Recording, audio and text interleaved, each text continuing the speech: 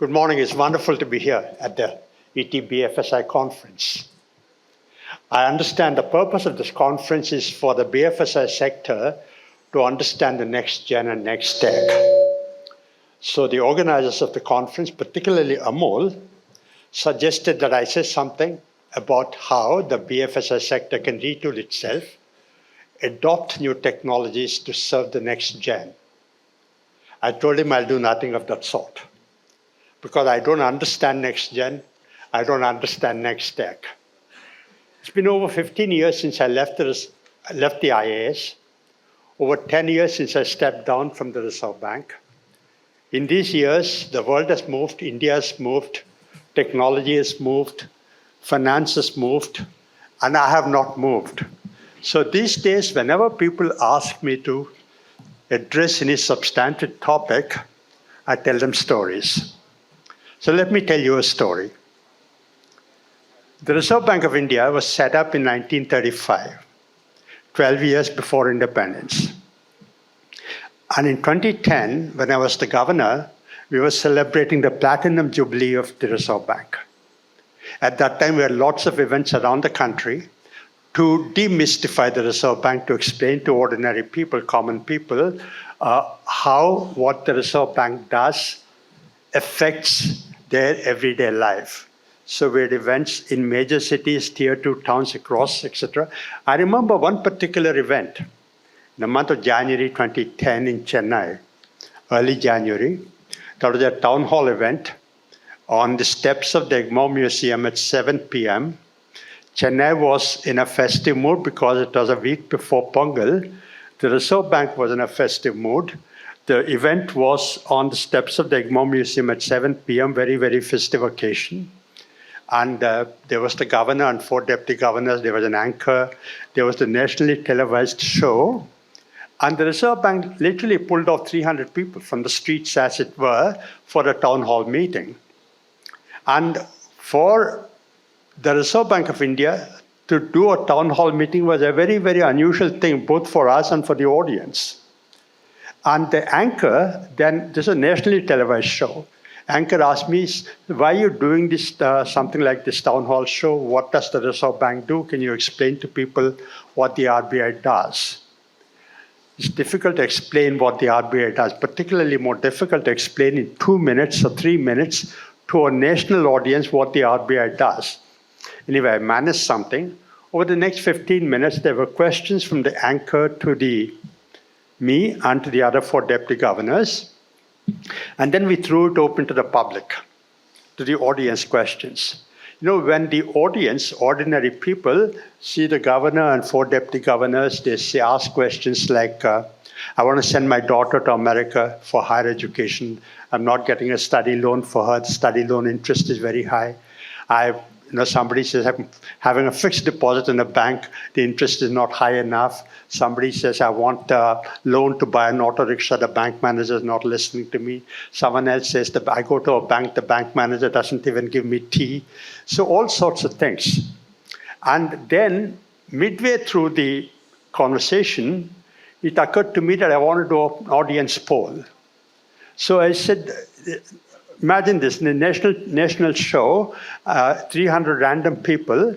I said, how many of you want the Reserve Bank of India to maintain a tight interest rate and control inflation?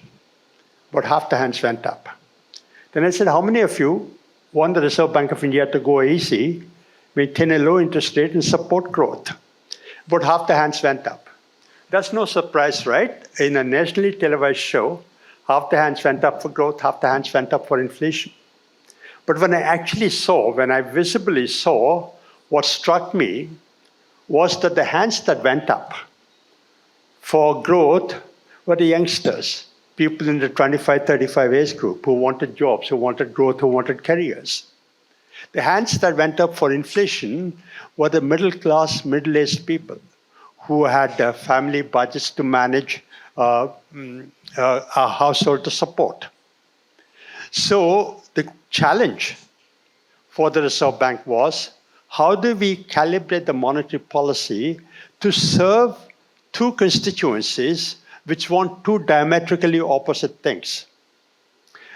And of course, there were very many challenges as we calibrate monetary policy and as we conduct the business of the Reserve Bank. But the message I'm trying to drive to you is that the Reserve Bank, like every other institution, is torn by several tensions, having to serve different constituencies. And the reason I'm telling that story here is that as the BFSI sector, you have to serve different constituencies, not just the next gen, but also the entire demographics, the older people, poorer people, illiterate people, people in villages, people in towns, people in cities, people who want to do international business. So I think that's what the BFSI sector should be preparing for. Having told you that story, I thought I'll spend the next 15 minutes talking about how I see the Indian economy, because if you want to do your business in the BFSI sector, you have to have an understanding. I thought if I share my understanding, perhaps we can have some conversation around it. So we know, as someone said before the conference, India is the fastest growing large economy in the world today with 7.5%, 7 to 7.4% growth. We're also soon to be the third largest economy. At the moment, we're the fifth largest behind the US, China, Germany, and Japan. What's the significance of that? The significance of that is much more than we understand. There are countries growing faster than India. For example, Vietnam. There are countries which are larger than India, but which are growing slow. Countries which are growing faster, but which are small. Countries which are larger, but growing slowly. A large economy growing rapidly is a very tantalizing prospect, not just for us, but for the world. So what's the good, the bad, and the ugly of this India growth story? The good part of the story is that compared to 10 years ago, there's been a remarkable turnaround. If you throw your mind back to 2014, what was the situation? We were worrying about a stagflation. Growth was slowing. Inflation was stubborn. The rupee was volatile. The external sector was fragile. The government's fiscal position was worrying. About half a dozen billionaires had gone bankrupt. There was a crippling NPA problem which was eating at the vitals of both the corporates and banks. 10 years on today, there's a remarkable transformation. We jumped from 11th to 5th position. And we're soon to be the third largest. There is speculation that we will overtake Japan probably in 2026 and Germany in 2027. Growth is strong. Inflation is still a problem, but reasonably close to the target. The rupee is stable. The external sector is robust.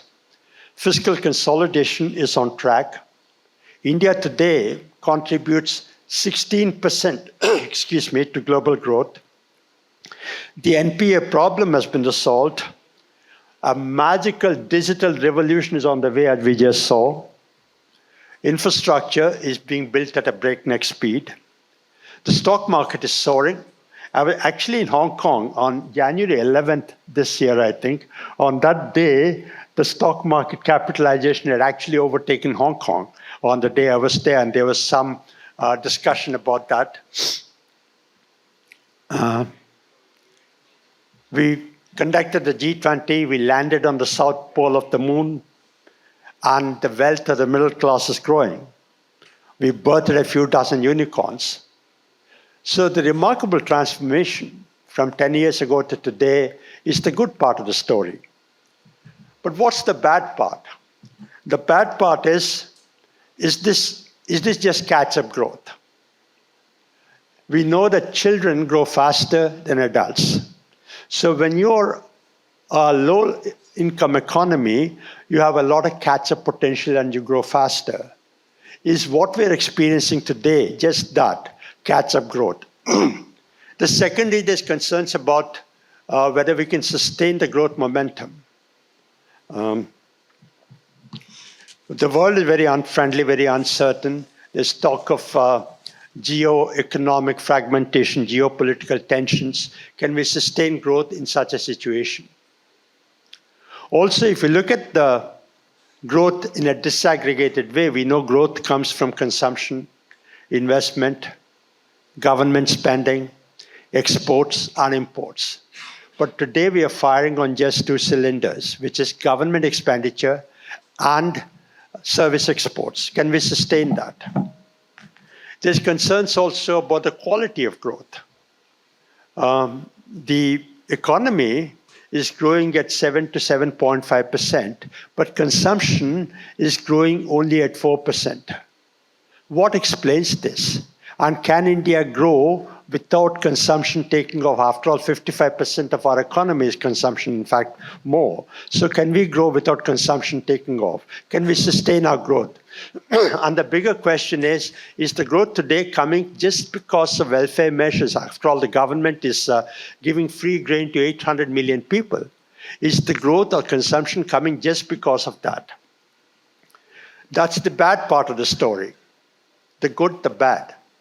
Now, the ugly is this, that as much as we are the 5th largest economy in the world today, we're going to be the 3rd largest, we're also a poor country.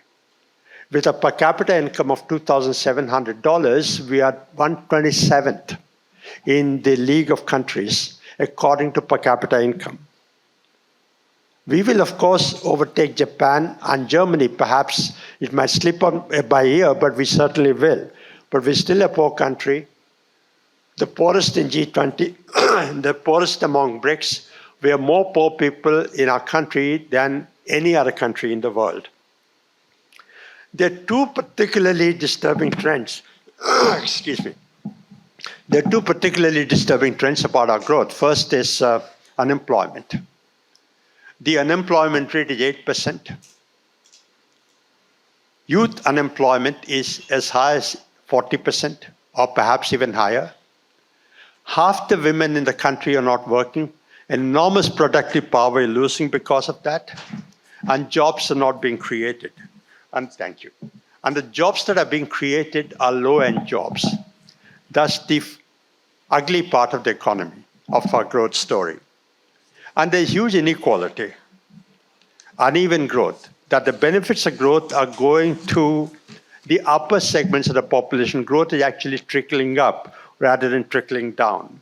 Unless we solve inequalities, the country cannot grow. We cannot sustain this growth momentum because it's the low-income people, if their incomes go up, they spend money. If they spend money, there'll be demand for production. If there's demand for production, more jobs will come. We can get onto a virtuous cycle. So the ugly part is no jobs, no employment. I'll comment briefly on just the jobs part and the inequality part, and perhaps we can take up other questions during the conversation. The question that most people ask is our growth sizzling as it is, 7.5% to 8%? Is this jobless growth? In a country with the largest and youngest workforce in the world, there are not enough jobs to be had. And growth that is coming from job sectors which are not employment intensive. How big is our unemployment problem? We have a population of 1.4 billion people, 1 billion in the workforce, 670 million are in the labor force, 330 million are not looking for a job, and half of them are locked in the agriculture sector.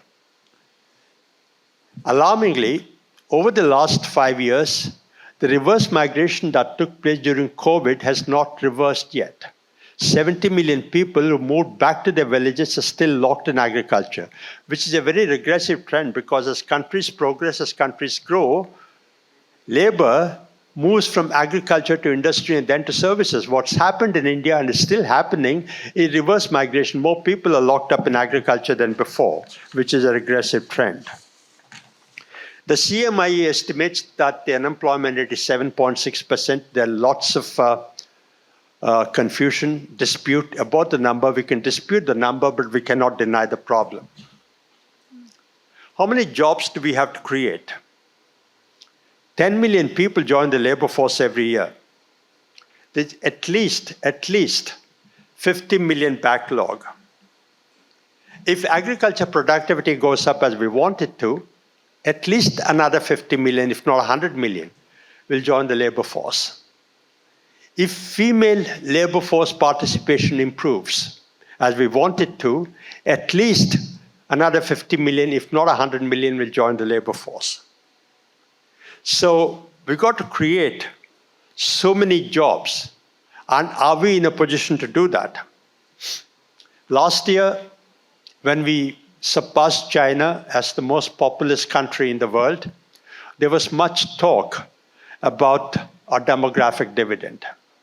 The demographic dividend is that we had the largest and youngest workforce in the world at a time when populations in other countries are either falling or stagnating or stabilizing. Population growth rates are stabilizing, whereas India, population is still growing. We have a large workforce, and this workforce will work, earn, save. That saving will turn into investment, and that investment will generate more growth. That's the demographic dividend.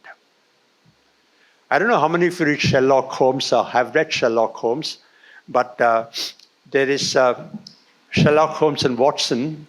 They go to investigate a crime, a murder. So they go out to London, they go outside London, and then it becomes dark. So they can't get back. They decide to pitch a tent and go to sleep there. In the middle of the night, Holmes gets up and shakes Watson awake and says, "Watson, get up, get up." And Watson gets up, rubbing his eyes. "So what happened?" He said, "Can you look up? What do you see?" And Watson says, "Oh, wonderful. We live in London, there's fog, I never ever see blue sky. Thank you for waking me up, I'm seeing the blue sky." "Watson, what else do you see?" "Oh, I see the stars, I see the moon, I've never seen in the last 15, 20 years, wonderful." "Watson, what else do you see?" "I see God's pristine creation, thank you very much, it's a mood elevating moment." So Holmes gets frustrated, he says, "Watson, don't you see somebody stole our tent?" So it's like that. You cannot get a demographic dividend unless you're able to create jobs. To believe that we get a demographic dividend is an illusion. It's not inevitable. It's not automatic. We need to create jobs. And where are jobs going to come from? Jobs are not going to come from the agriculture sector. As I said earlier, agriculture sector will throw out people, maybe 100 million people. So agriculture sector is not going to create jobs. Jobs are not going to come from the services sector. All of you travel outside the country, people say, "Oh, India, software." The software, after all, employs about 7 to 8 million people. Much of the jobs that are being created are low-end security jobs, low-end jobs. But that's not the type of jobs we want. So to believe that the services sector will create jobs is again an illusion. We need to create jobs in the manufacturing sector because that's where the job potential is. I have something to say about China and where jobs are going to come from, but I'll skip all this and I will talk about, let me say a little bit about this because this is something that you people don't think about so much, especially in the financial sector, that India is comprised of states. It's not just India in Delhi. It's not just the Mumbai financial sector. India is 29 states and union territories. When we were implementing the first generation economic reforms in 1991, we used to take pride in the fact that we're implementing such momentous reforms, transformative reforms, like no other country in the world has done before, in a democratic setup and under a federal structure.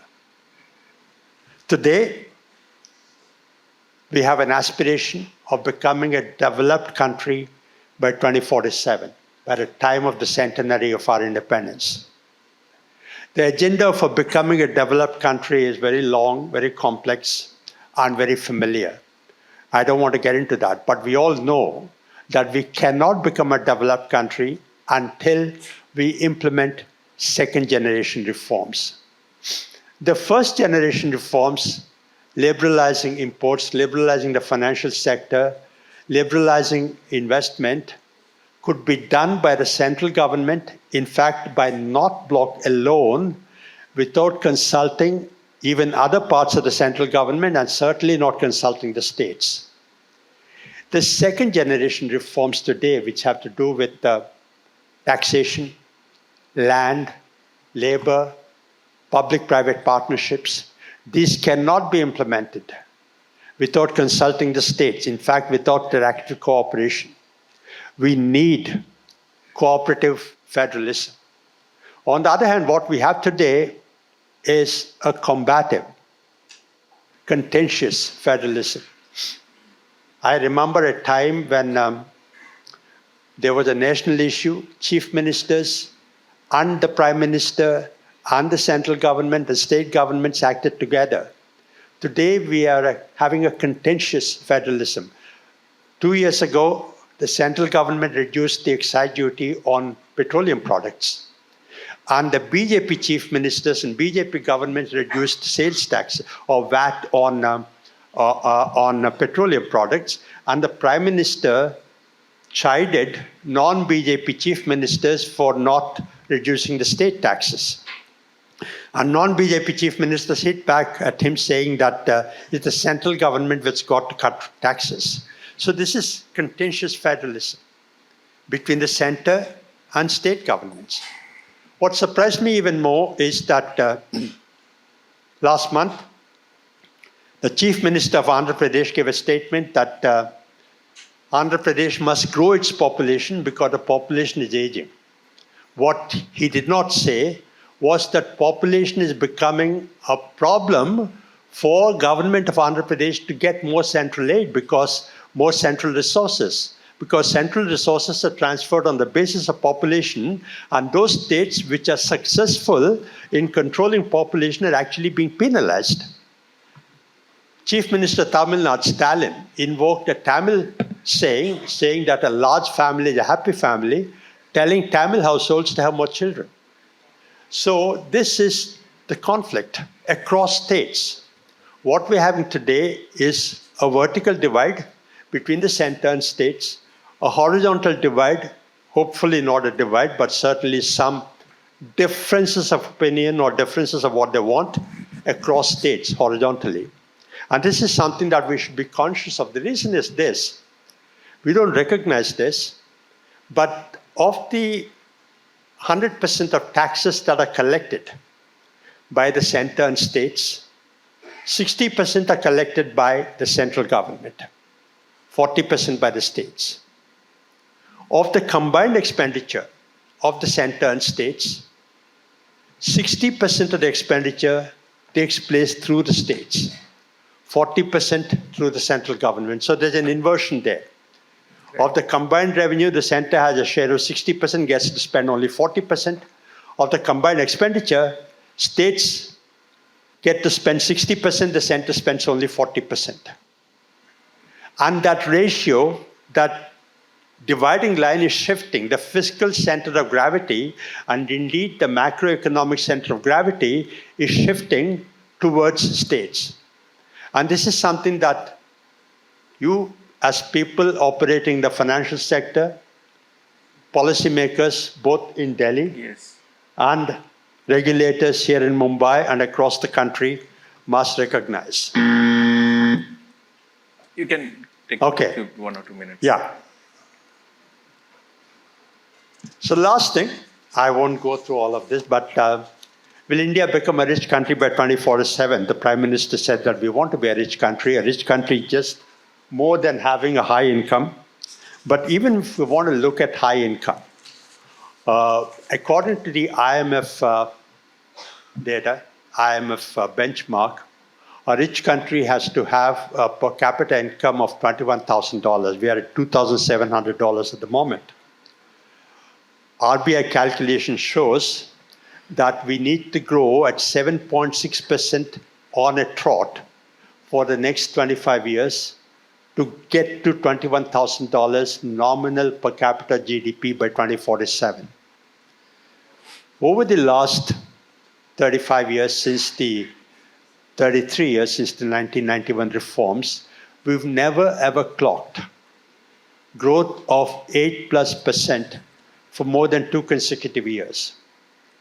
There is, of course, belief that our potential growth rate has gone up to 6.5%.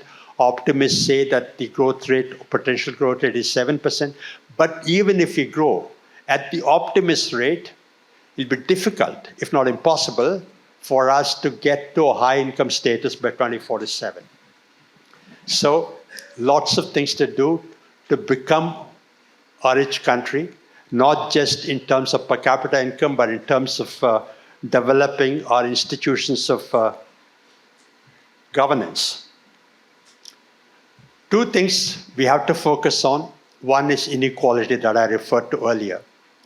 That inequalities are morally wrong. As President Obama said, they're politically corrosive. But in India, they're also economically bad economics. Why? Because it's only when incomes of the low-income segments go that they will spend. If they spend, there'll be production, there'll be demand, there'll be jobs, there'll be further growth. We can get onto a virtuous cycle. If they don't, we cannot sustain our current growth momentum. And when I talk about inequality, it's not just income inequality. Inequalities in health and education. World Bank research shows that one of the contributing factors to intergenerational mobility upwards, all of us are having a better quality of life than our parents did, right?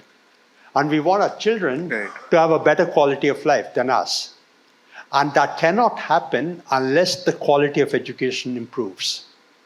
Not just more schools, not more teachers, but better quality teaching. Similarly, a lot of children, hundreds of millions of children in villages across the country are handicapped in learning because of nutritional deficiencies, because of morbidity, because of the burden of disease. So we need to focus on that. We cannot be a rich country unless we take care of inequality. The second thing we've got to take care of, and this is the last thing I'm going to say, is the middle income trap. There's been a lot of talk about that. The World Development Report this year of the World Bank talks about middle income trap, which is that countries find it relatively easy to grow from low income to middle income. Because what that involves is shifting people from agriculture to industry, which is more productive. That's relatively easy. But what is exceedingly difficult is to shift people from manufacturing to services, skilling them, because that requires emphasis on innovation. Innovation on the shop floor, innovation in the financial sector, innovation across board. So we need to bridge inequalities. We need to overcome the middle income trap if we want to be a high income country by 2047. I believe it can be done. It requires support, cooperation, and effort by everyone. Among other things, by understanding next gen and next tech. Thank you very much. Thank you so much, sir. It was a pleasure listening to you. We don't know that even RBI former governors and the people at RBI also read Sherlock Holmes. So that's very interesting. Though we have seen a couple of DGs have quoted Tolstoy and Dostoevsky in their reports earlier. But thank you so much for your time. Due to some limitations of the time, I will take only 2 to 3 very quick questions. To begin with, a very, very important question which I always wanted to ask a governor, but in the policy meetings I did not get a chance to because they're restricted to only 1 question. How did you feel when you find a currency note signed by you for the first time?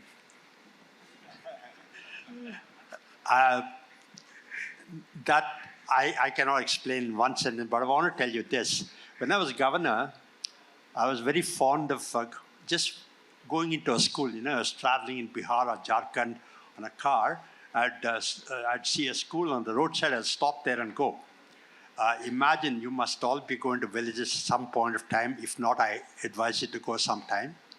And you just walk into a school suited and booted like this with 2 or 3 other suited, booted people behind you. There's a flutter in the school. The headmaster and the teachers don't know what's happening, who is coming. Within 2-3 minutes, they realize that the governor RBI has come. Now, if the prime minister goes to a primary school, how can the teacher explain to the children what the prime minister does? Okay, it's very difficult because the PM does so many things. To describe the governor, it's very easy to introduce the governor. Oh, this guy, he's the guy who signs the currency note. That's what the teachers tell the children. Some of the children asked me, "Sir, are you slow in signing? Why don't you sign faster so that we'll have more money?" Okay? And some of the older children will say, why don't we print more currency so that we can become a rich country? So you have to explain to them how a country cannot become rich just by printing more currency. So, currency note bearing your signature is just part of the job, but it's been a matter of great privilege to serve as the governor of the RBI. Sure. So I had a liberty to go through your presentation earlier and had a discussion with you. And when you say, will the elephant start dancing? The immediate question I have is, who will play the music, sir? Will it RBI or will it Finance Ministry? Well, music comes only when both of them synchronize and play in harmony. If there is disharmony between Delhi and Mumbai, between the Finance Ministry and the RBI, there'll be no music. We'll only have noise. So hopefully, we will hear music, and we need the government, of course, the RBI, other regulators, and indeed everyone else. I don't believe this story that the government has to lead or the RBI has to lead, because everybody has a role to play in this, for the music to become a full orchestra. Absolutely. And if you could, read out, the controversy, or if you could read out the reports written by, Dr. Subbarao when he was a governor, there was quite a controversy or a debate between North Block and Mint Street, and the way he handled, I think those were remarkable, reports still available. Immediate question, and a very important question today, sir. The whole world is about maybe next gen, the technology, the big techs, the fintechs. How's RBI changing as a regulator? And in your view, what should RBI do? What should RBI strategy should be to look at BFSI sector? Because BFSI companies specifically are talking a lot of, or maybe speak a compliance burden a lot, because RBI comes with so many regulations on one side, and other side, the growth has become a big challenge for BFSI companies as well.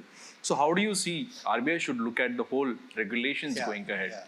No, thank you for that question. Again, I must caveat saying that I've been away from regulation for the last 10 years, so I cannot address any specifics. But at a general level, the purpose of regulation at the RBI says is, number one, to maintain financial stability, and second, consumer safety. No, whatever RBI does is aimed at meeting these two objectives. And RBI does a lot of things. Regulation is changing. Technology is coming in a big way. So RBI must change along with that. Because the big challenge for regulation and for regulators is to how to allow innovation without the financial sector getting out of hand and causing unhealthy disruption. A positive disruption is okay, but a negative disruption is bad and can be very costly. So for the RBI, how to allow sufficient freedom to the financial sector so that they innovate, but at the same time to keep sufficient control so that it doesn't get out of hand. And that's a very difficult balance. Regulators keep talking about it now. There's sandbox and other sorts of innovations coming. That's been a challenge. That'll continue to be a challenge. That'll be a more difficult challenge to manage, because technology is coming in a big way into the financial sector. The question is, does RBI understand enough of technology? Right. So I believe that one way the RBI must change is for the existing regulators in the RBI, absolutely top class, best of class in the world, for them to retool themselves to understand technology. Right. And for the RBI and other regulators, including SEBI and IRDA, etc., to recruit some technology people Right. into the regulation sector, because in future, regulation has to be, it requires an understanding not just of finance, but of technology. So that's very important. The third thing is for cybersecurity, cybercrime. You all talk about it, we all talk about it, we read about it in the newspapers, on social media, etc. One thing I worry about is that in a low, if it happens in Singapore or in the US, that's okay. It's bad everywhere. I didn't say okay in that sense. It's not okay anywhere, Yes. but acceptable. In a country like ours, if a poor household, let's say they lose 25,000 rupees because of some bad transaction, a fly-by-night operator, etc., cybersecurity, some luring by digital technology, etc., it's not just that household. The entire village, the entire community, the entire district, the entire state might lose confidence in the financial sector. It might set us back. Right. So we need to keep in view the sociology, the thinking of poor people as we go and serve low-income segments. The fourth thing, which is nothing to do with technology, but which is always there for regulators and indeed for the financial sector, is it's all right to talk about regulation in Sofitel Hotel in Mumbai, but I think it's important to understand the psychology and sociology of poverty. Abhijit Banerjee and Yes. Esther Duflo, who won the Nobel Prize in Economics, they wrote that book, Poor Economics. I advise all of you to read that, because you cannot design products for the vast majority of poor people in India unless you understand poverty, unless you understand what is most important to them. Is it access to finance, or is it cost of finance? Right. Why is it that a poor household hides away 25,000 rupees and yet borrows 25,000 rupees at an exorbitant rate of interest? Why do they do that? What does poverty mean? The World Bank says poverty is $2.10 per day income of that. That doesn't mean that they're earning $2.10 every day. That's their average income. They have irregular income, irregular expenditure patterns. How do they meet their lumpy expenditure? With irregular income, they lose a job, people die in their families, they have to celebrate festivals, they have to conduct marriages. So I think the financial sector needs to understand poverty. Thank you. So the journalist in me have so many questions, but the time is quite limited, and I would like to take a pause here. But thank you so much for being, part of this conversation and being part of ETBFSI Converge. I mean, the themes are internationalization of rupee, the China Plus model, the economy. So many questions I have, but I will take a pause here and say thank you so much for once again for being part of this conversation, and thank you so much for being part of this.